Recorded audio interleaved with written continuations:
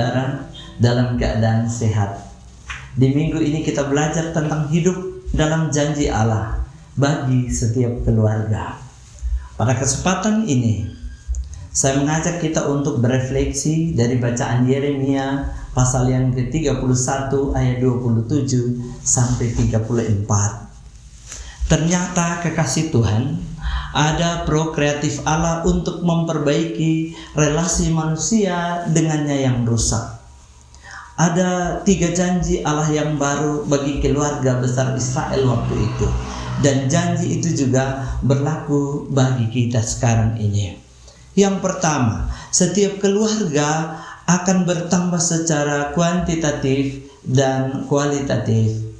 Sejarahnya, bangsa Israel yang dijajah hidup dengan tekanan kerja di Babel karena runtuhnya kerajaan Yehuda dan Israel membuat mereka merasa tidak kuat, terisolir, menjadi budak dengan mental yang kecut. Demikian fertilitas mereka pun menurun. Dan firman Tuhan melalui Nabi Yeremia seakan mengusik mereka mengingat akan janji Allah kepada bapa leluhur mereka, yaitu bahwa keturunannya akan seperti pasir di laut dan seperti bintang di langit. Bahkan Allah menjanjikan mereka sebagai tambahan untuk menunjang kehidupan mereka dengan hewan-hewan.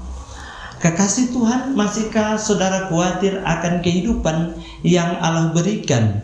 Ingatlah bahwa Allah menjamin kita. Janji Allah yang kedua, yaitu menaruh Taurat Tuhan dalam batin umatnya, sehingga menjadi pengikat relasi yang terputus.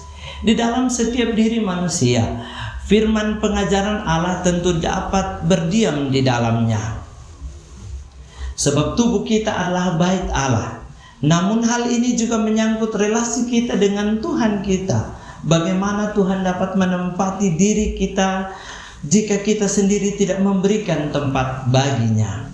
Bagaimana keluarga Kristen dapat menyambut janji Allah itu jika setiap keluarga tidak memberi ruang bagi karya Allah, tempat khusus bagi Allah, bersaat teduh bersama, saling mendoakan, bahkan saling menguatkan satu dengan yang lainnya, serta tidak sibuk sendiri.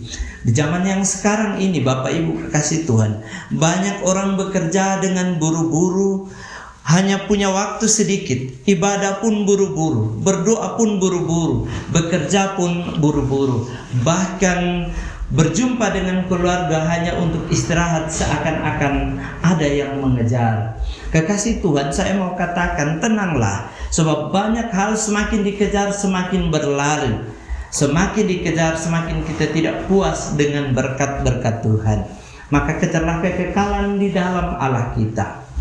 Janji Allah yang ketiga, yaitu pengampunan dosa yang kekal. Pengampunan dosa kekal ini telah dinyatakan Allah di dalam diri Yesus Kristus sebagai korban kekal bagi kita. Janji ini juga menyangkut bagaimana kita mengampuni agar kita bisa diampuni. Di bulan keluarga yang berbahagia ini, marilah kita menyisipkan diri kita untuk kata pengampunan. Di dalam setiap relasi kita, kita memperbaiki hubungan antara kita. Bahkan kita memperbaiki hubungan kita dengan Tuhan Allah kita. Dan kita menjadi keluarga yang menuruti firman-Nya. Kita menggapai janji-janji Allah yang menuntun kita menuju kebahagiaan kekal. Tuhan memberkati kita semua. Amin.